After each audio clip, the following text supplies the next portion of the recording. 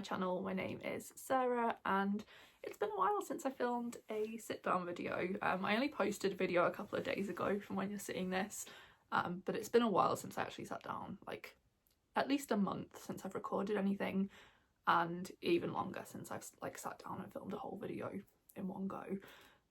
So I just wanted to, I guess, reintroduce myself ish. I mean, it's a tiny channel, so probably nobody even noticed that I was gone, and I haven't been on that long, but yeah, I just thought it was a good time to just have a little chat about what's been going on with my life in the last couple of months, and yeah, do a little chat about life and reading and fun stuff like that. So I saw a video from Nicole a couple of months ago, and she was talking about her experience with long COVID and like the impact of that on her, and I thought it was a really good video, and it kind of made me realise how little is known about chronic illness sort of outside of like my sort of very immediate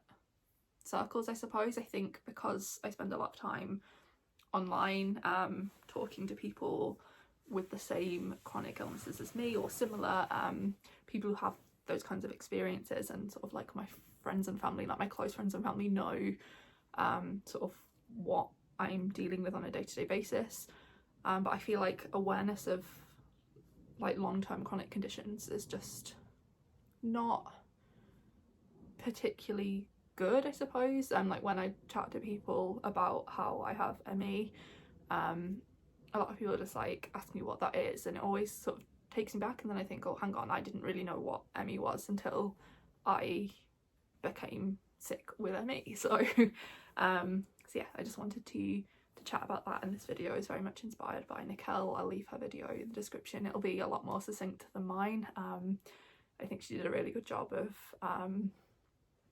sort of talking about the impacts of long COVID. I don't have long COVID, I have ME.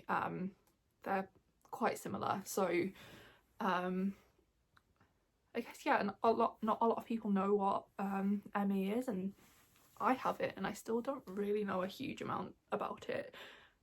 It was formerly known as chronic fatigue syndrome, but I think fatigue doesn't really sort of encapsulate sort of how debilitating the illness can be, and fatigue is definitely just like one of the symptoms I experience. There's a whole host of others. It's a neurological condition that is sort of primarily brought on by illness, like it's a post-viral response, but it can be triggered by like stress and genetics and just like a load of other stuff. I'll put like more information about it in the description because I'm not the person to sort of tell you about the science of ME. All I can tell you is this is what I have, this is how I got it, and this is how it impacts me. So that kind of is what this video is, because I've been dealing with the impact like for the last 5 years, but particularly since January. I've been really unwell with this chronic illness. So yeah, I'm going to talk a little bit about how I got ME and sort of like I said, how it impacts me. I'm not going to go into graphic detail about anything, but I think if you sort of suffer with a similar condition and you think maybe you don't want to hear about somebody talk about how it impacts them, then like obviously you don't have to watch. But yeah, it's not going to be graphic. I'm not going to sort of go into a lot of traumatic detail. I'm just going to sort of tell you where I'm at with it and sort of realizations that I've come to in the last couple of weeks from being particularly unwell. So my journey with ME started when I was pregnant. That was my son's 5 next month, at the end of May, and I got flu in March before he was born, and having flu when you're pregnant is really dangerous. It can have a lot of very negative impacts on your unborn child, and unfortunately in our case that happened to us. I got the flu, was really unwell. I have never been so acutely unwell as I was when I had the flu. I genuinely thought I would die. It was an awful experience. I was really, really sick. And my son, as a result of me having the flu, has multiple complex disabilities, physical disabilities and intellectual disabilities. And I have been a full-time carer for him since he was 12 months. I lost my job at the start of the pandemic. I work in travel, and I decided to become a carer to him rather than go back to work, because it was just what was going to happen eventually anyway. My partner and I couldn't cope with the demands of caring for a person whilst both having full-time jobs, so I took on the role of caring, and then I went back to work in October of last year, and my partner is now sort of the primary carer. But in addition to, you know, working an actual 9-to-5 job, I am also a full-time carer. My job sort of never ends, and yeah, my son requires a lot of additional support, and it's very difficult. And there's a lot of trauma around, you know,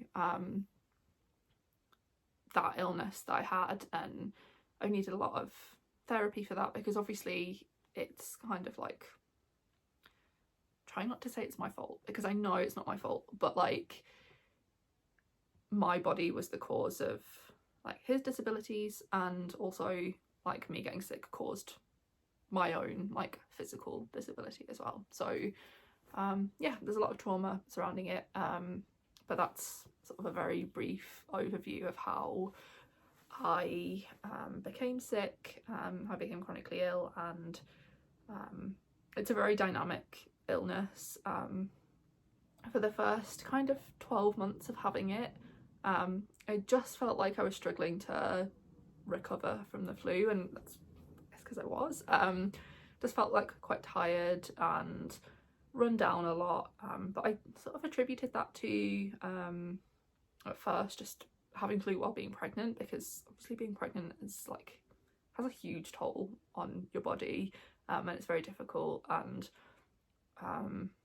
there were some extra things going on throughout my pregnancy anyway, so I just kind of put it down to that. And then when my son was born, we spent 3 months in hospital with him in intensive care, because he was unwell from sort of what had happened to my body. He was born a little bit premature, and I'm not going to go into that because it's quite upsetting for me, and also potentially for you as well. So there was that, and then like we got home and I was just a new mum, and people are telling me, you know, oh, don't worry, like you're always tired when you're a new mum, you've been through a lot, you know. I just kind of was like, I'm just tired because I'm a new mum and I've had a traumatic experience, and it'll get easier as he gets older, and it didn't.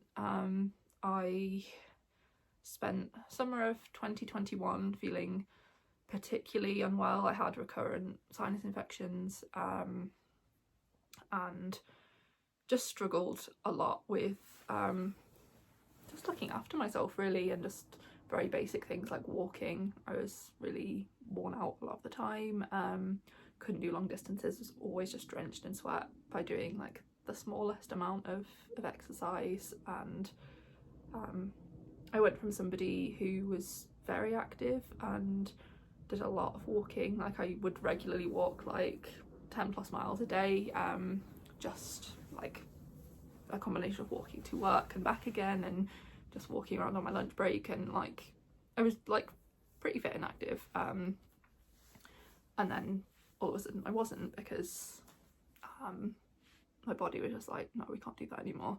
And again, I kind of just put that down to having a child with like multiple complex needs, doesn't sleep particularly well, is hard, and I'm just tired because of the lack of sleep. And it all kind of just got steadily worse from there. Yeah, I was really unwell again in 2022. I had to take some time off because I went to study my master's sort of when I left my job, or lost my job, whatever. Basically after the pandemic I didn't have a job anymore. I went back to uni to do a master's, and I was doing that part-time. It was supposed to be over 2 years. It ended up taking me 3 years because of some health issues that I had, which was ME, and sort of like post-viral issues, and it was really bad. There was like a point where I just like couldn't even brush my own hair because I was in so much pain to do that, and I couldn't do uni, not just because of like the physical issues, but because of like neurological symptoms that I was having. So I had brain fog pretty much constantly. I found it really difficult to sort of do my set reading because I just couldn't take it in, and I was really hard on myself at the time, just being like, oh, I'm just like too stupid for uni. And that's just like looking back, it was just like, no wonder like you couldn't do it, you were so unwell.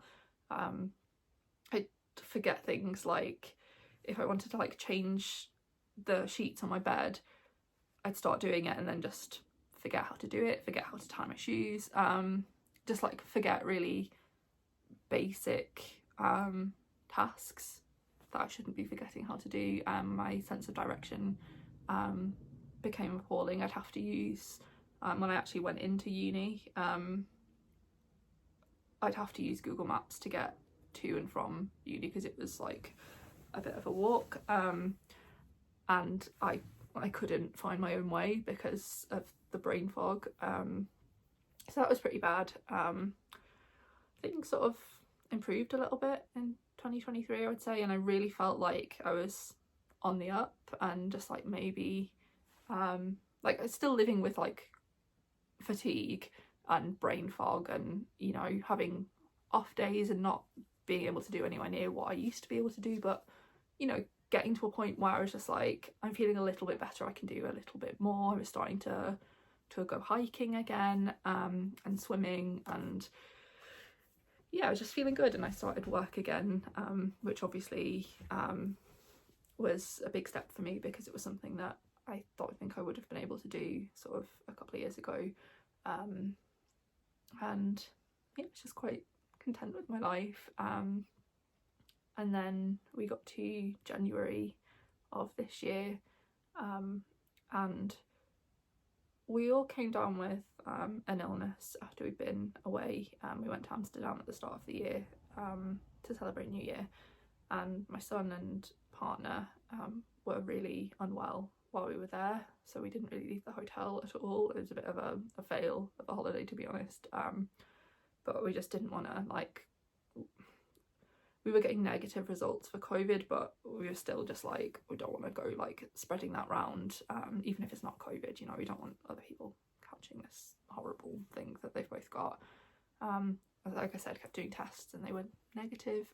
I then got really unwell too, and it was a bad period of acute illness. I was just so unwell. It's just basically like having the flu again, not quite as bad as when I was pregnant, but yeah, I was just like convinced it had to be COVID because like I just felt so unwell. I've spoken to the doctor who says, like, you know, there is a chance it was COVID even though you're getting the negative tests. I guess I'll just like never know what it was, but it was a virus of some sort. It's like worse than like a regular cold. And I really struggled to shake it. It took me about 3 weeks before I got to the point where I didn't have that acute illness anymore. And then I was getting recurrent sinus infections again, and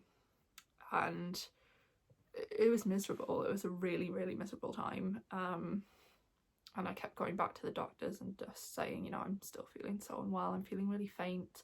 The doctor's is like a 10-minute walk, if that, from my house, and by the time I got there, like, bearing in mind this was January, I was just like drenched in sweat. Like, it was freezing cold outside, but I just found the exertion of doing that so difficult. I wasn't able to go into work. I was working from home because I couldn't walk to the train station. I was just too unwell to do that.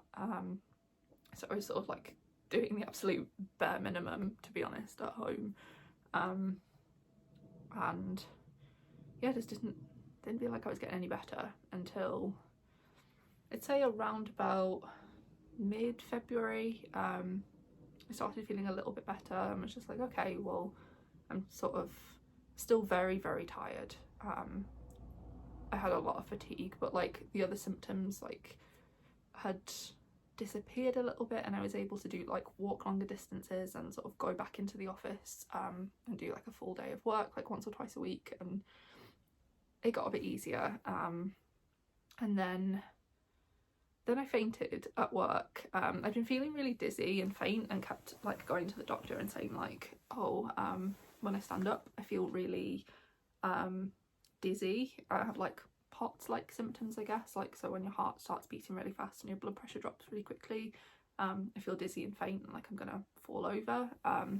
They did some tests and they were just like, oh, it's fine, like your blood pressure and heart rate is staying the same when you stand up. But it really didn't feel like they were. But anyway, I was just like sitting in work having CPR training and I fainted at the desk, and it was really embarrassing because it was a day I don't normally go into the office. I just went in for this particular CPR training, and I'm fairly new anyway. Like I said, I only started in October.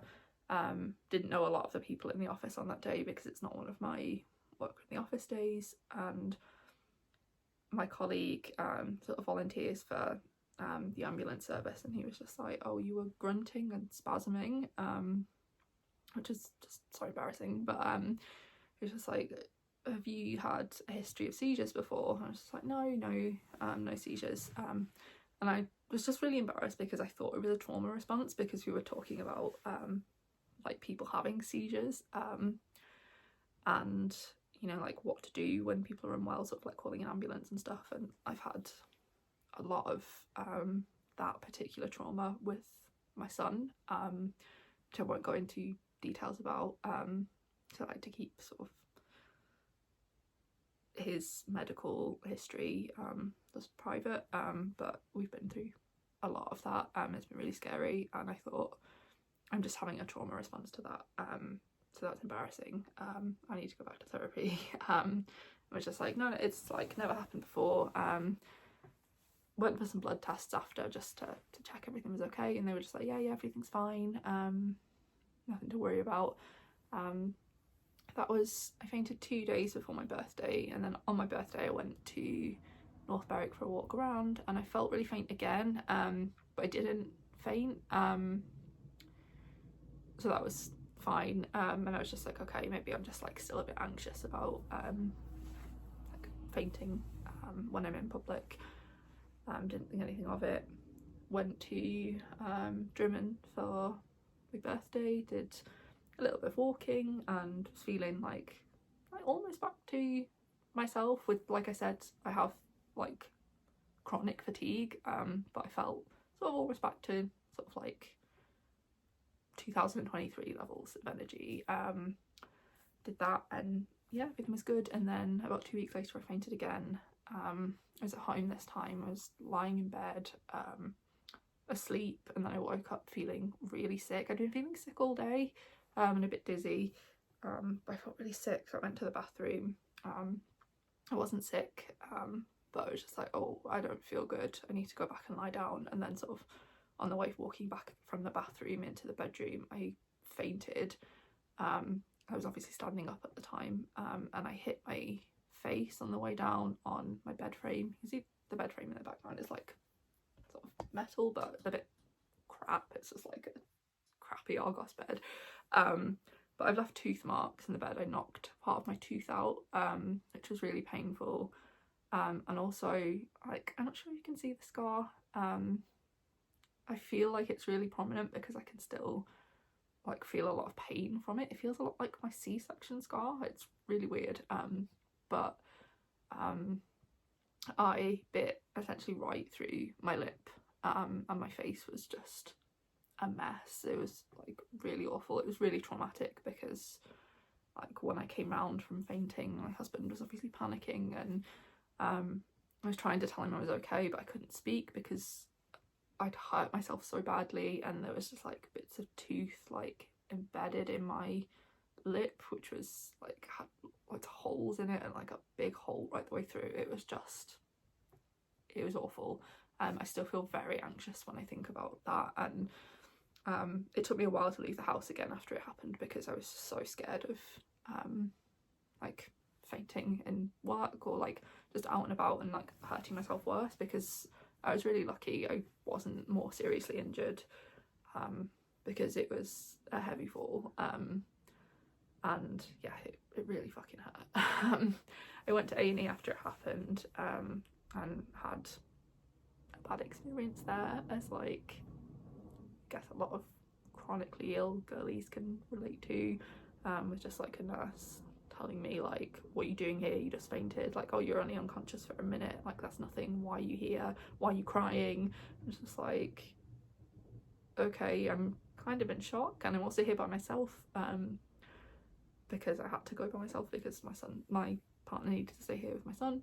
I was just like, I'm in a lot of pain, and then she was just like, okay, hey, let's have a look at your lip, and she's like, oh yeah, your tooth's come out, you'll have to go to the dentist. I was like very unsympathetic about that, but then she saw my lip and she just went, oh shit, and it's just like, yeah, it really hurts. I've bitten right through it, and at that point she was just like, okay, I'm querying seizures at this point. I was like, oh, my colleague said it looked like I had a seizure last time, so I'd been waiting for ages in A&E and then had to go back out and sit in the waiting room while she sent me to someone else. And she was like, oh, you're going to need stitches in your lip. And she's like, I don't have time to do that. And it's just like, okay, sorry, I didn't do it on purpose. She's like, well, I don't know how we're going to get stitches in your lip now. It's like, cool. So yeah, she was just like, go back in the waiting room. And I waited for 5 hours to be seen by another doctor, who was just like, that's not a seizure, it's just low blood pressure.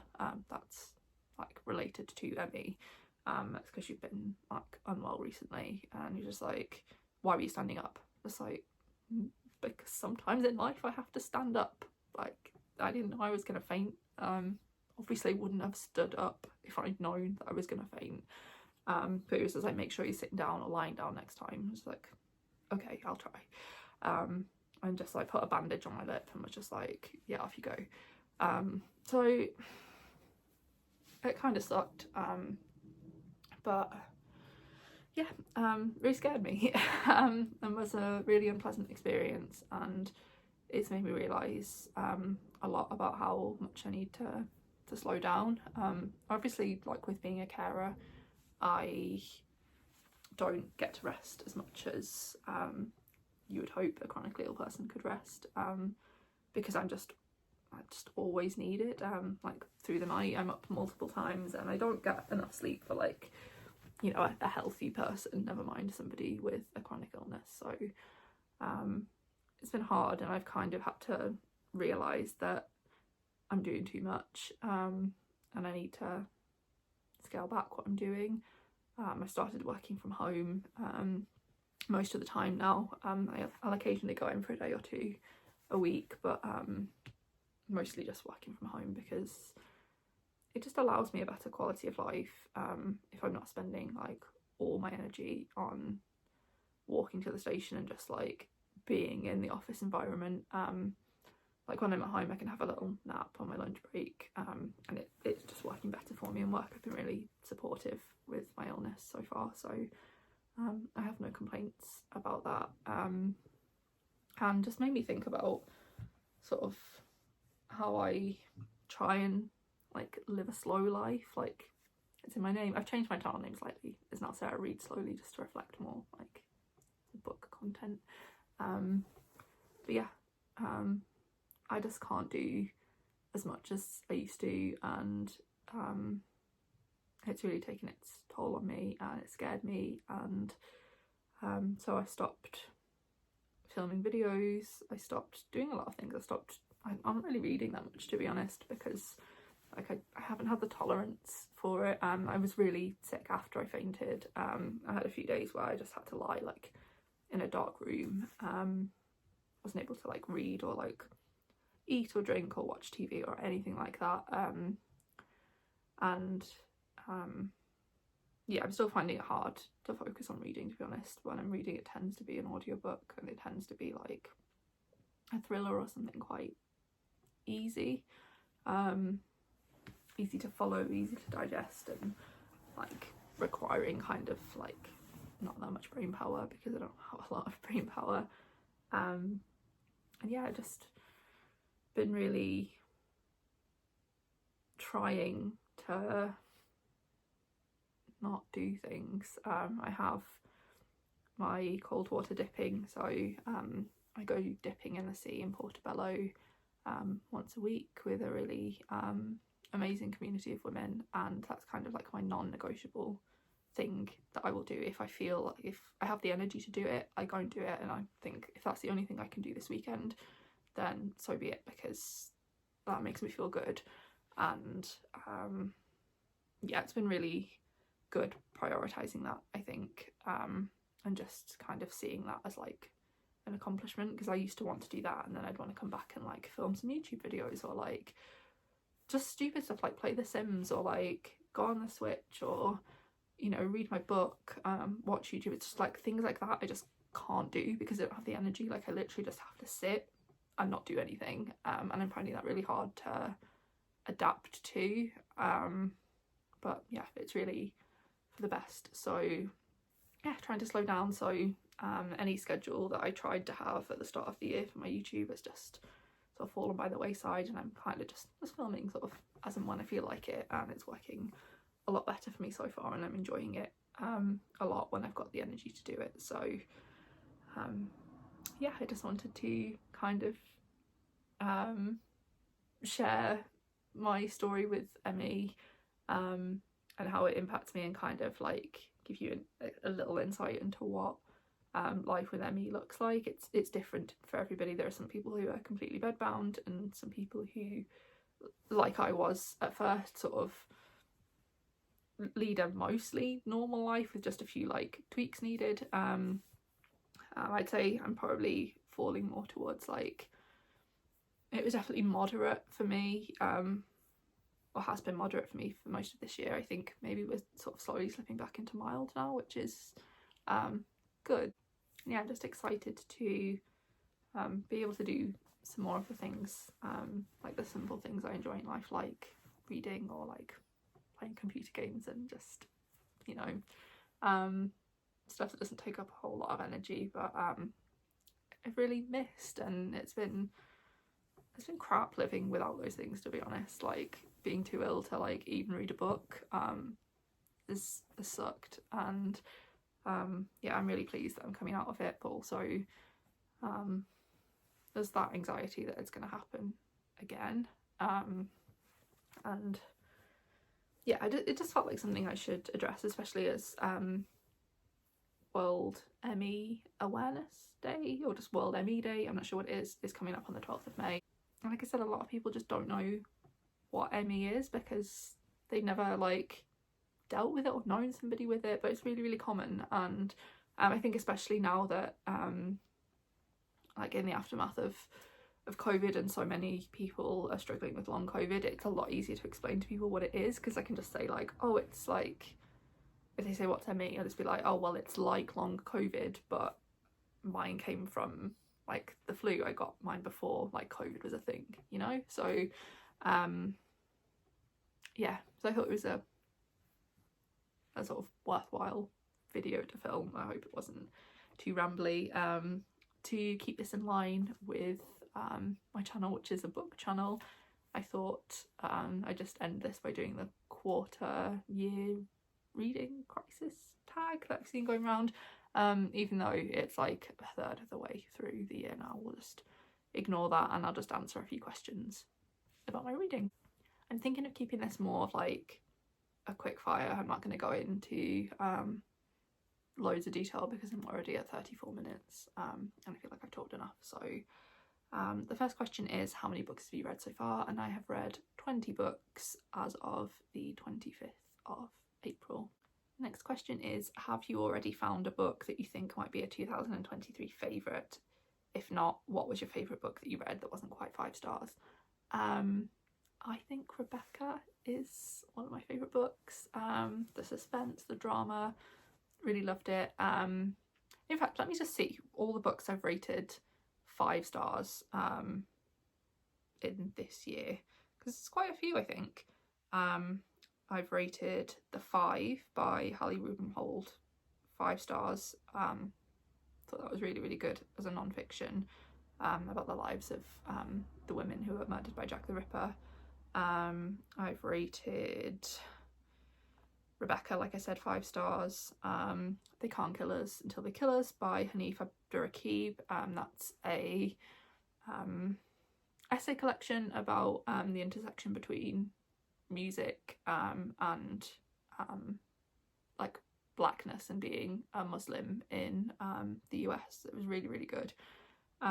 So Late in the Day by Claire Keegan, which is a really short story about misogyny in Ireland. It's just really, really, really good, and I'd love to read more by Claire Keegan. And yeah, that's it. That's all I've rated 5 stars. So they're my favourites. I think of all of those, Rebecca is probably my most favourite of all. Any 1-star books or least favourite book of the year? I haven't rated anything 1 star. It's really rare that I'd rate something 1 star because I probably would have DNF'd it.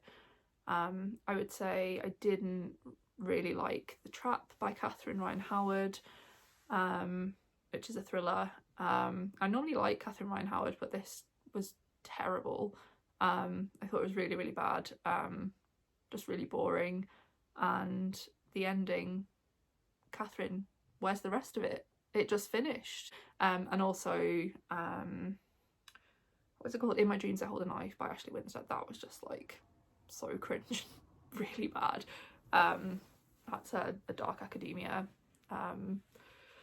kind of like a really, really, like not even a pound shop version of The Secret History, like I don't know, it was really bad, really, really bad.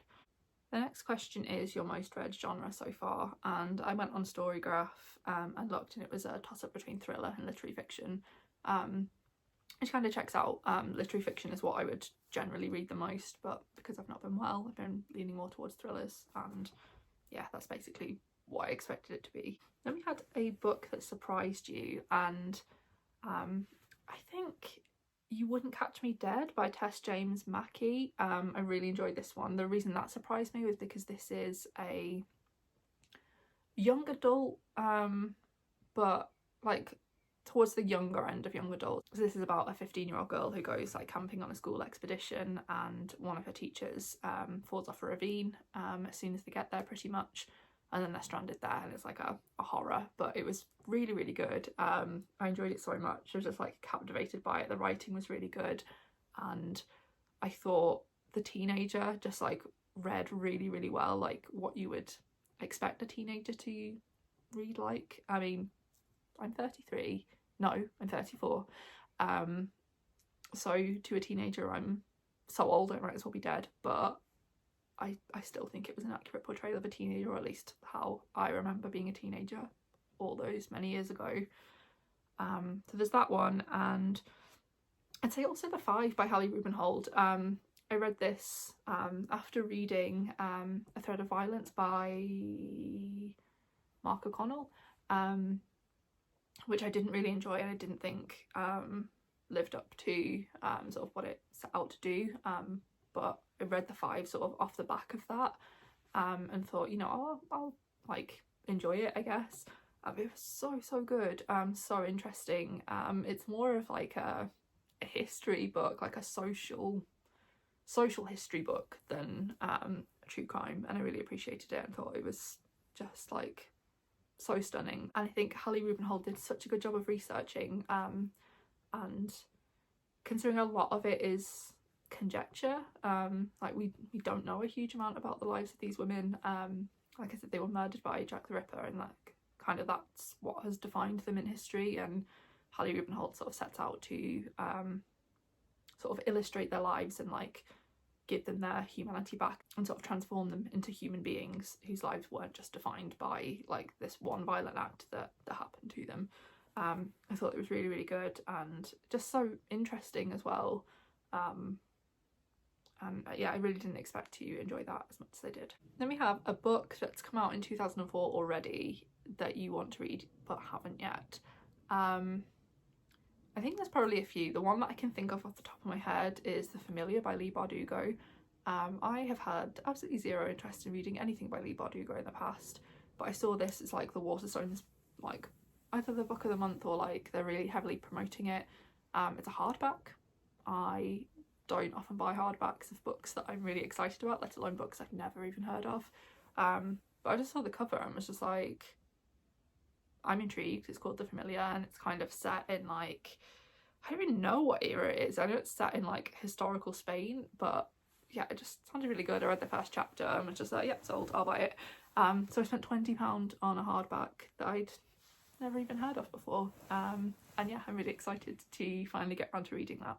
You have one goal that you made that you're succeeding at, and I would say I'm getting a lot better at DNFing. I've still only DNF'd 4 books, I think, but considering I've read only 20, like that's like pretty good. Like I'm definitely DNFing more than I normally would. And yeah, I'm finding it's making me enjoy reading a lot more, and it's making reading kind of feel like less of a slog sometimes. And I do feel like I'm getting more out of my reading when I can like let myself DNF books. So yeah, pleased with how that one's going.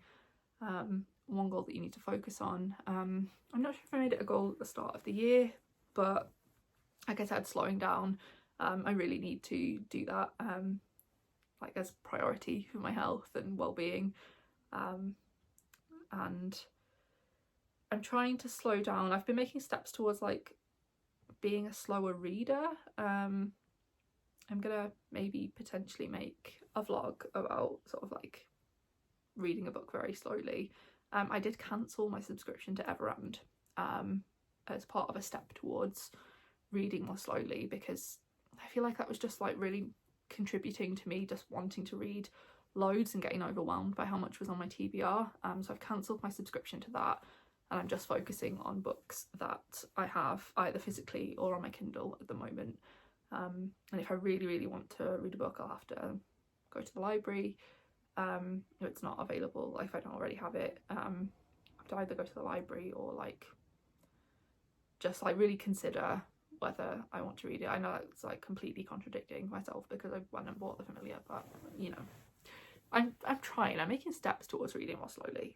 So hopefully I'll have a less out of control TBR by the end of the year. And then the final question is new to you booktubers, bookstagrammers and booktalkers for 2024 that you recommend.